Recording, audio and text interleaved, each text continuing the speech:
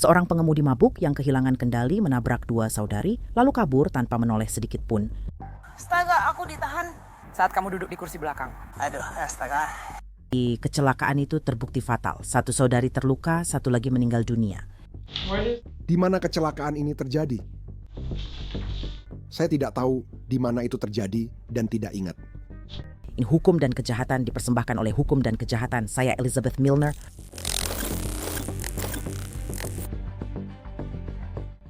Saksi kecelakaan fatal ini menyatakan mobil tidak berhenti, mengerem atau mencoba berhenti. Pemeriksa medis menyatakan mobil menabrak korban dengan kecepatan minimal 80 mil per jam. Oh, ada yang tertabrak? Apakah itu sangat parah? Rekaman kamera tubuh ini menunjukkan akibat tabrak lari yang mengerikan pada 22 September 2024. Delicia dan Talisa Dunmore mencoba menyeberang Jalan Utara 76 di Milwaukee, Wisconsin. Lalu seorang pengemudi mobil putih melaju kencang di jalan itu. Kedua kakak beradik tersebut tertabrak mobil itu. Pemeriksa medis Kabupaten Milwaukee memperkirakan kendaraan melaju sekitar 80 mil per jam saat menabrak Talisa dan melemparkannya 15-23 meter. Tabrakan itu menewaskan Talisa seketika dan saudara perempuannya Delicia mengalami patah tulang. Yang menurut pengaduan pidana, para saksi melihat kendaraan berwarna putih itu melaju ke arah utara setelah tabrakan. Pengemudinya bahkan tidak memeriksa apakah kedua saudari itu baik-baik saja. Suatu ketika, pengemudi itu meninggalkan mobilnya lalu duduk di kursi penumpang kendaraan lain. Oh iya, maksudku kami belum pernah mengalami hal seperti ini sebelumnya. Semoga mereka akan memberitahumu sesuatu. Aku tidak suka meninggalkan anakku sendirian dengan siapapun. Aku tidak percaya siapapun. Bahkan jika mereka bisa dipercaya, aku tetap tidak percaya siapapun.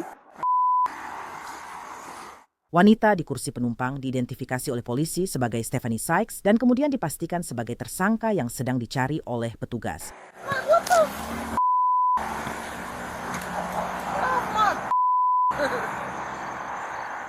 Aku sungguh tidak paham orang seperti ini. Orang-orang seperti ini yang bilang, oh aku dari Partai Demokrat menentang kita. Dan orang-orang begitu kepada orang-orang yang bilang, oh mereka mendukung Demokrat. Tidak, mereka menentang kita. Mereka membiarkan kita dipermalukan dan membiarkan orang kulit putih menculik dan mengambil organ mereka. Aku tidak akan bohong tentang teori konspirasi ini.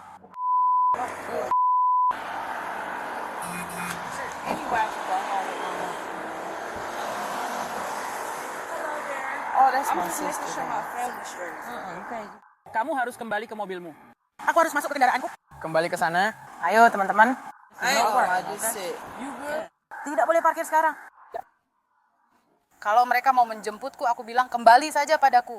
Tunggu aku di rumah mama, bro. Mereka, ya aku nggak mau yang seperti itu. Pindahkan mobilmu. Jangan libatkan dirimu dalam apapun. Oke, tapi harus dipindah kemana? Aku lagi coba lihat. Ayo ke tempatku. Di sana nggak ada parkiran kan? Tapi jangan. Kamu nggak bisa ke sini kok. Karena aku baru bilang jangan. Cek saja ponselnya dia.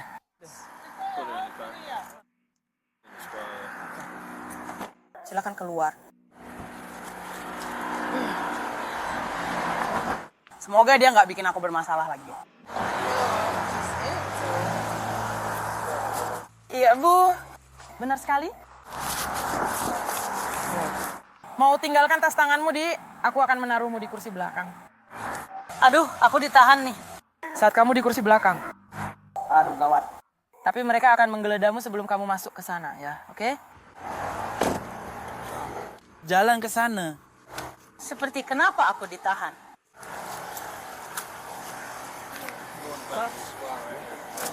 Oke, kenapa aku ditahan?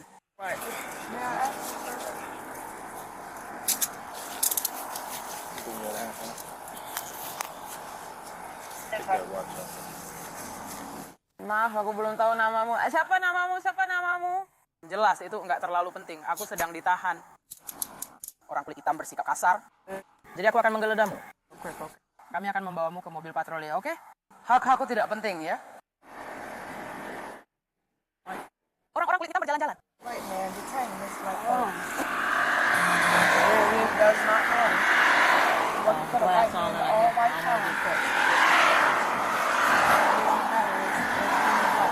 Aku akan memeriksamu di sini ya. Bisakah kamu menggeledahku di depan yang lain? Tidak, aku harus yang pertama. Tidak, kamu harus menggeledahku di depan kamera. Semua kamera kami mati. Oke, lakukan di depan kamera. Persis di depan kamera. Aku merasa seperti sedang... Hei, santai saja, oke? Lakukan di depan kamera, Bu. Aku akan merasa... Tunggu sebentar. Jadi Anda melecehkan saya? Kamu duduk di sini bersikap pasif. Itu hanya satu untuk lenganku. Buka kakimu untukku. Buka kakimu. Tidak, aku tidak. Buka kakimu. Apakah kamu menyentuh vaginaku? Buka kakimu. Itu karena kamu seperti... Saya tidak setuju. Dia melecehkan saya. Dia menyentuh vagina saya. Oh tidak, dia menyentuh vagina saya. Saya tidak merasa nyaman dengan pemeriksaan ini jika Anda menyentuh vagina saya. Mari kita selesai pemeriksaan. Ya, kamu harus... Ini bukan soal nyaman. Itu melanggar hak saya. Baiklah, kita harus melepas sepatunya. Harus melepas sepatunya, oke? Karena kamu... Vagina perempuan kamu... Tidak, aku tidak peduli. Aku tahu, karena kamu lebih suka bekerja untuk orang kulit putih. Enggak, dia tadi... Baiklah, jangan pakai sepatu. Sepatunya taruh di belakang. Stephanie tampak tak peduli pada kerusakan dan nyawa yang sudah ia hancurkan, padahal Talis Dunmore sudah meninggal di titik ini. Delisha, saudarinya, dipindahkan ke rumah sakit. Penyelidik menyebut Stephanie mengikuti tes ketenangan, namun ia mengatakan kepada petugas, "Saya tidak bisa melakukan ini." Dia menolak tes darah, namun hakim menyetujui surat perintah sehingga sampel diambil. Laporan toksikologi mengungkapkan kadar alkohol dalam darahnya atau BAC sebesar 0,81, sedikit di atas batas legal. Beberapa jam kemudian, pukul 5.55 sore, Stephanie diduga sudah sadar dan akan berbicara dengan detektif. Boleh saya panggil Anda Stephanie? Apakah Anda tahu kenapa Anda ditangkap? Iya, Pengaduan pidana Stephanie mengungkapkan bahwa dia pernah bermasalah dengan mengemudi dalam keadaan mabuk sebelumnya. Pada 7 Oktober 2009, dia dinyatakan bersalah mengemudi saat mabuk. Dia dinyatakan bersalah atas tuduhan yang sama pada 22 Februari 2011, 21 Maret 2011, dan 24 Agustus 2012. Pada saat tabrak lari itu, dia memiliki pembatasan pada surat izinnya. Tidak boleh mengemudi dengan kadar alkohol lebih dari 0,02.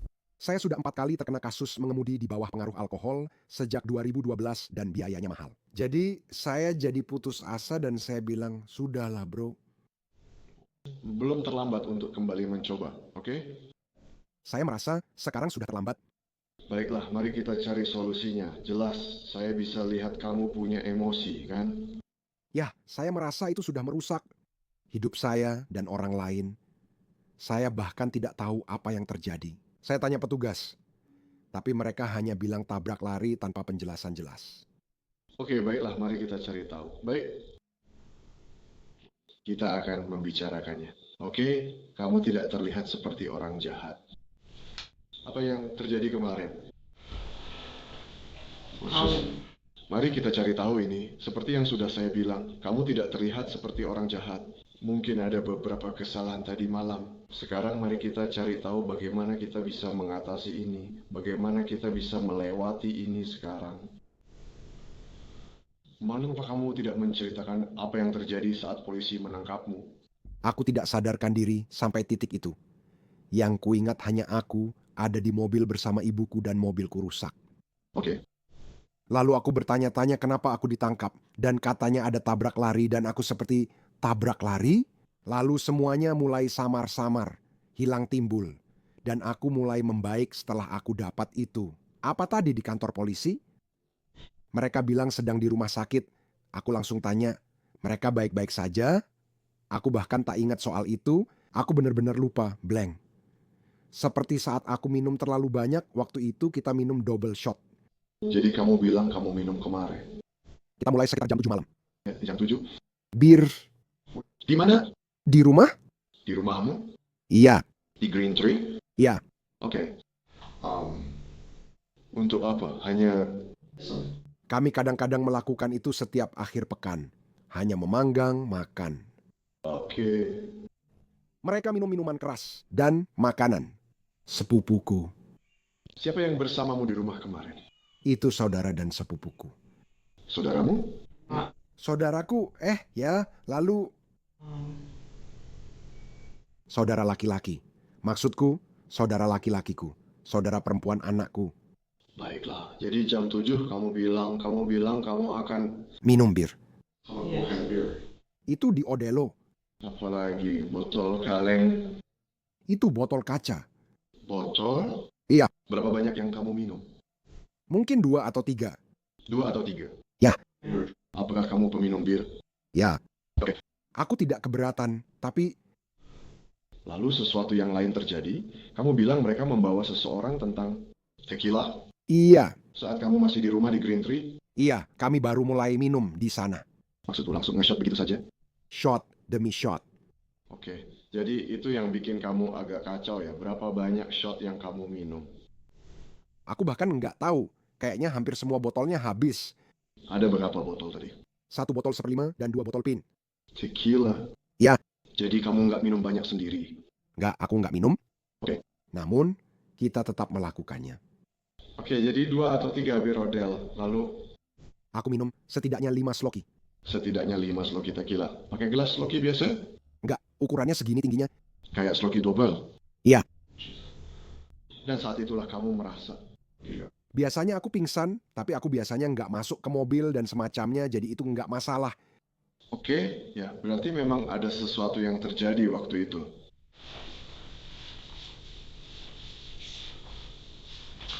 Itu mobilmu? Iya, Oke.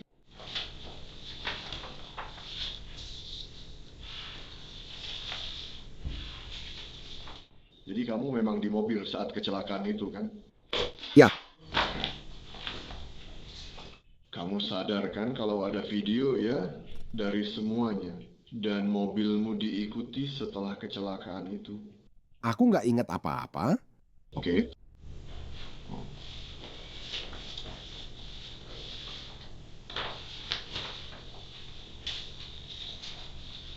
Siapa itu? Itu aku.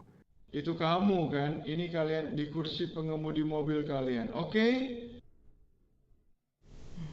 Baiklah, jelas kami tahu mobilmu terlibat dalam kecelakaan kan?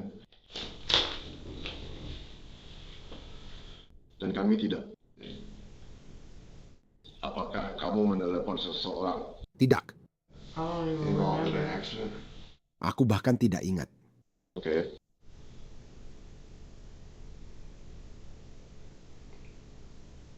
Jadi ini tepat kamu tinggal di 78 dan Green Grand, Green Tree. Ini di jalan 76. Mobilmu terekam video saat melaju di 76 dan Good Hope. Oke. Dan tidak ada orang lain di dalam mobil itu? Tidak, aku rasa tidak. Stefani mengaku banyak hal dari malam naas itu yang tidak dia ingat. Tidak menyetir, tak tahu tujuannya, tidak menepi, dan tak ingat ketika menabrak 2 saudari yang hanya menyeberang jalan. Kamu mau pergi kemana? Saya tidak tahu. Jadi kamu masuk ke mobil dan mulai menyetir? Saya pernah beberapa kali pingsan saat mengemudi di bawah pengaruh, lalu sadar-sadar sudah di kantor polisi. Saya seperti apa yang terjadi mereka bilang kamu menabrak mobil. Benar. Saya bahkan tidak ingat. Kamu ingat meninggalkan rumah tadi malam? Tidak. Kamu tidak ingat itu? Tidak. Oke, karena kamu bilang ke seseorang kalau kamu terlibat dalam sebuah kecelakaan. Ya, tapi aku tidak ingat apa-apa. Aku tidak ingat. Kamu ingat bilang ke siapa kalau kamu mengalami kecelakaan? Ya, jelas. Ibuku ada di sana, pasti dia yang aku telepon. Siapa? Itu ibuku. Itu ibumu? Iya, tapi aku tidak ingat itu. Hal terakhir yang kuingat adalah masuk ke mobil polisi dan pergi untuk ibuku. Ya jelas sekali, maksudku ada pecahan kaca di rambutmu. Ada? Ya. Aku tidak ingat. Maksudku kamu akhirnya menepi kan? Entah bagaimana. Kamu ingat menepi? Tidak. Tidak. Oke. Aku hanya ingat masuk ke belakang mobil polisi, lalu mulai keluar masuk kesadaran. Aku baru mulai sadar dan mengingat semuanya saat berbicara dengan petugas yang duduk di truk mereka. Setelah duduk lama, rasanya sudah berjam-jam di sana. Jadi ibumu apa dia punya mobil hitam? Iya. Oke, karena kamu, ya sudah, telepon ibumu untuk menjemputmu.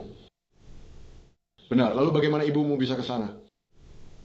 Dia menyetir, Aku tahu, jelas, tapi bagaimana dia tahu lokasimu? pasti aku sudah memberitahunya. Tidak, aku benar-benar tidak ingat. Ya, kamu memang, karena para polisi sedang berbicara dengan ibumu. Ini tempat yang harus kita tuju. Aku akan meletakkan tangan kananku di atas Alkitab. Sumpah, aku benar-benar tidak ingat. Aku punya riwayat sering pingsan. Aku tahu, tapi kamu tidak bisa. Aku tidak mencari alasan atas kejadian ini. Tidak ada alasan. Aku tidak bisa mencari-cari alasan untuk itu. Tapi aku benar-benar tidak ingat. Oke, kau tahu apa? Mobilmu dilihat oleh beberapa saksi melaju dengan kecepatan tinggi. Oke? Aku tidak mengada-ada. Baiklah, itu memang bodoh. Aku tidak tahu kenapa aku melakukan itu. Oke, maksudku. Sudah lama aku tidak melakukan hal bodoh seperti minum sambil mengemudi. Kamu ingat pergi dari rumah tadi malam? Tidak, Kamu tidak ingat meninggalkan rumahmu? aku tidak punya alasan untuk pergi. Aku tahu, tapi petugas sebenarnya sedang menuju rumah ibumu. Kamu bilang kamu di sana, kan? Ya. Ya, berbicara dengan mereka dan mereka mungkin melihatmu pergi, kan? Apakah mereka melihatmu pergi? Aku tidak tahu. Kamu tidak tahu. Aku tidak ingat pernah pergi. Oke, Satu-satunya orang yang tidak minum adalah ibuku. jadi apakah ibumu pergi dengan mobilmu? Tidak, aku tidak tahu. Oke, Dia punya mobil sendiri. dan mobilnya atas nama kamu, kan? Ya. Mobil seseorang. Dan kamu satu-satunya yang mengendarai mobil itu, kan? Sudah lama aku tak membiarkan orang pakai mobil itu. Nah, kamu nggak membiarkan siapapun memakainya. Sudah lama enggak. Sudah lama itu berapa lama? Sudah berbulan-bulan. Bulan, baik. Semua kunci sudah ada. Aku hanya punya satu kunci. Hanya ada satu kunci untuk itu, dan jelas kamu yang memilikinya. Mhm. Oke. Kita harus mencari tahu apa yang terjadi. Maksudku, jelas aku hanya ingin mendengar dari sisimu. Apa kamu membuat kesalahan? Andai saja aku melakukannya. Apa kamu bertengkar dengan seseorang? Kamu mau pergi kemana? Karena Aku seharusnya di rumah bersama anak-anakku. Itu yang kupikirkan. Bagaimana ini memengaruhi mereka dan bagaimana aku merusak hidup orang lain. Aku tidak tahu apakah orang-orang.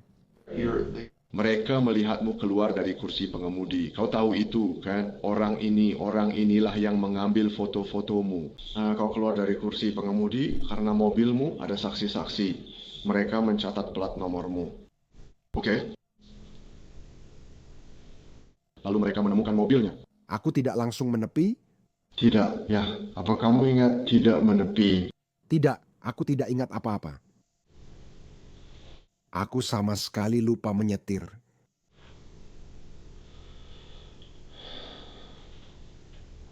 Oke. Aku benar-benar tidak bisa menjawab itu. Sungguh, aku janji aku benar-benar tidak bisa. Apakah mobil itu masih di rumahmu di Green Tree? Iya, Dan kamu satu-satunya yang punya kunci mobil itu. iya.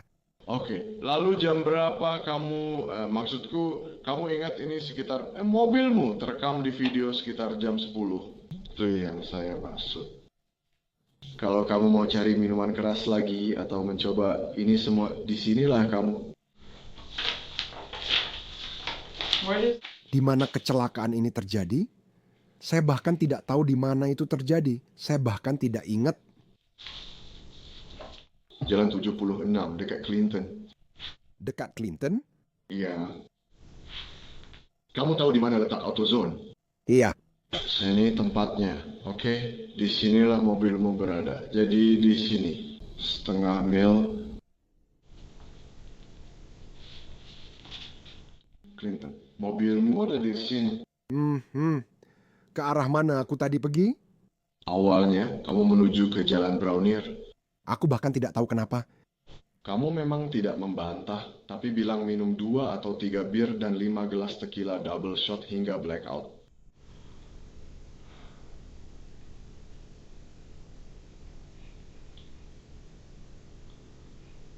Aku akan bilang sekarang, kamu menabrak 2 orang.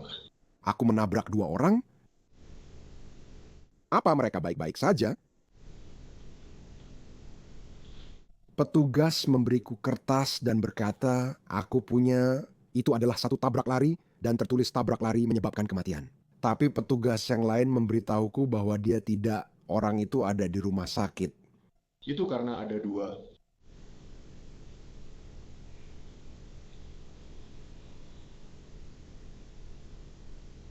Aku tak tahu harus menghadapi itu bagaimana.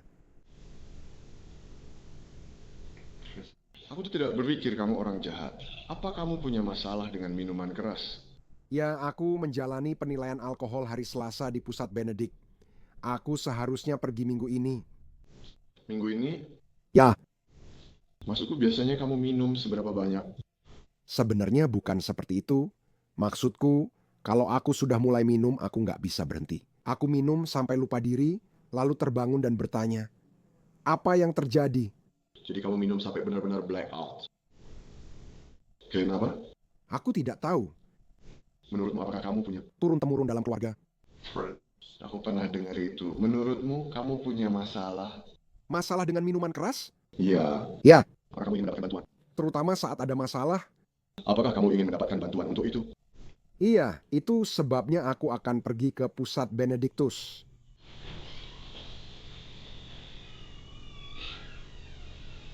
Kemana kamu pergi saat meninggalkan rumah?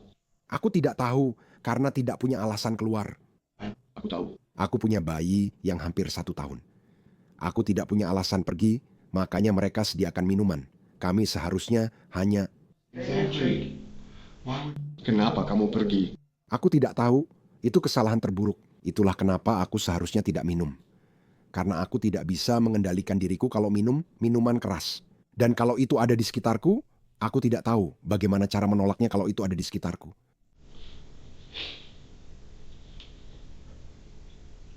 Ya, maksudku kamu sudah berhenti kan?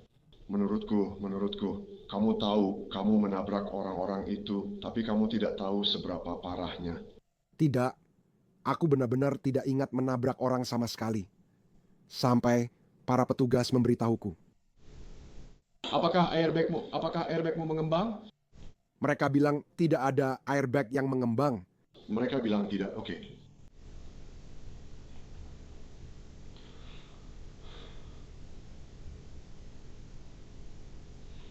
Maksud saya,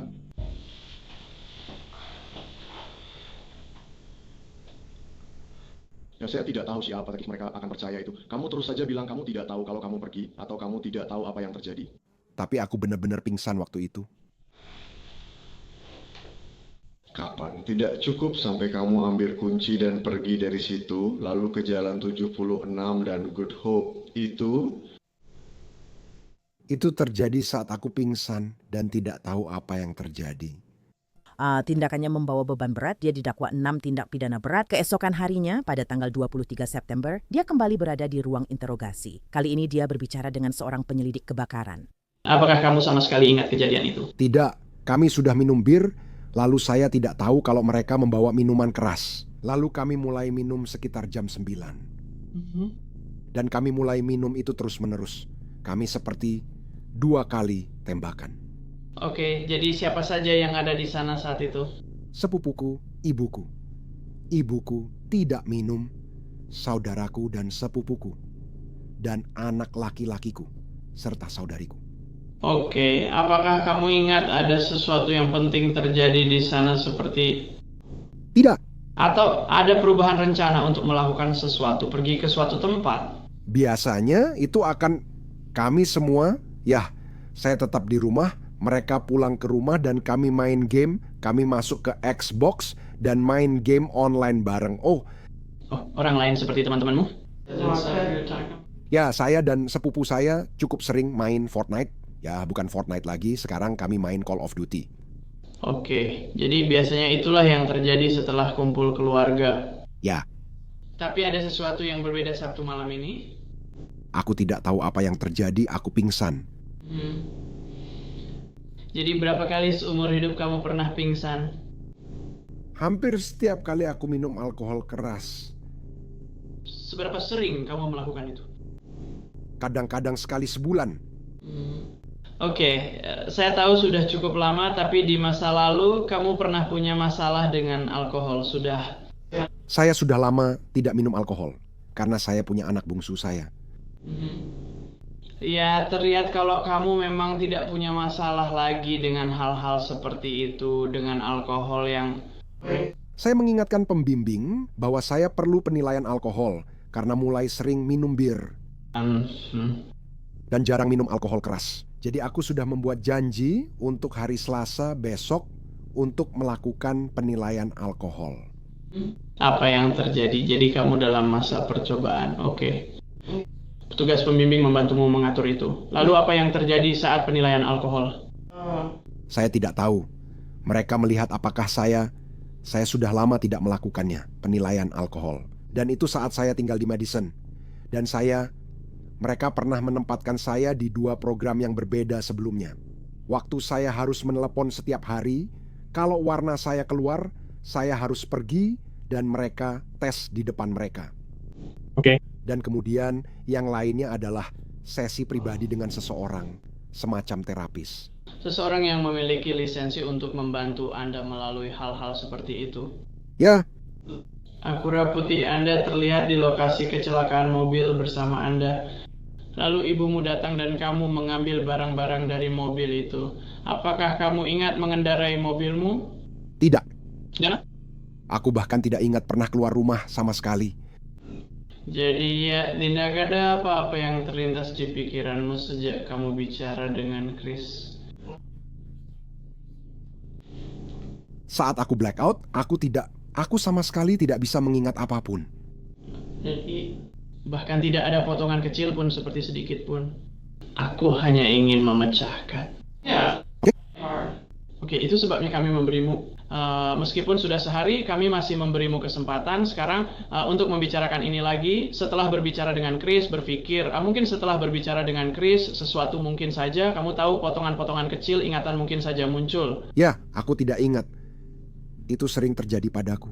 Aku pernah bertengkar dengan keluargaku sebelumnya, dan mereka harus memberitahuku apa yang terjadi.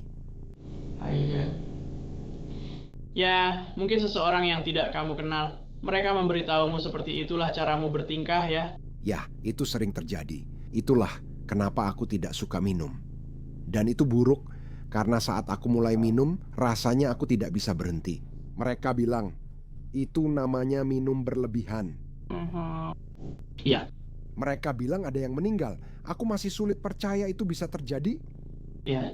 Aku belum pernah menyakiti siapapun seperti itu.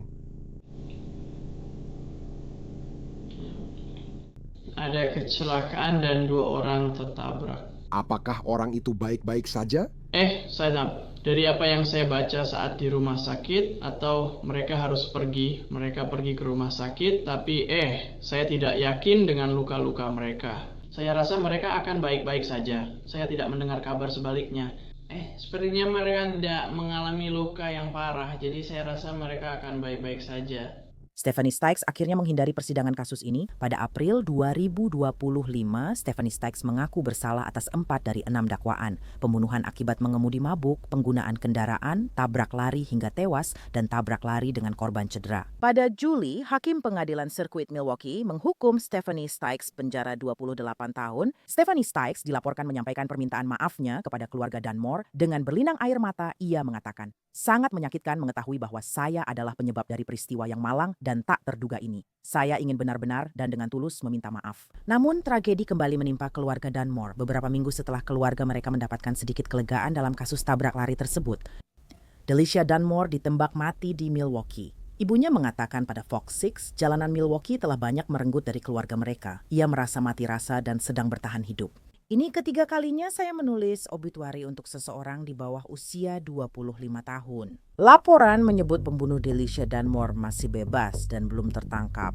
Stephanie Stykes sedang menjalani hukuman di Lembaga Pemasyarakatan Tequita, Wisconsin. Terima kasih telah menyaksikan episode Law and Crime kali ini. Saya Elizabeth Milner.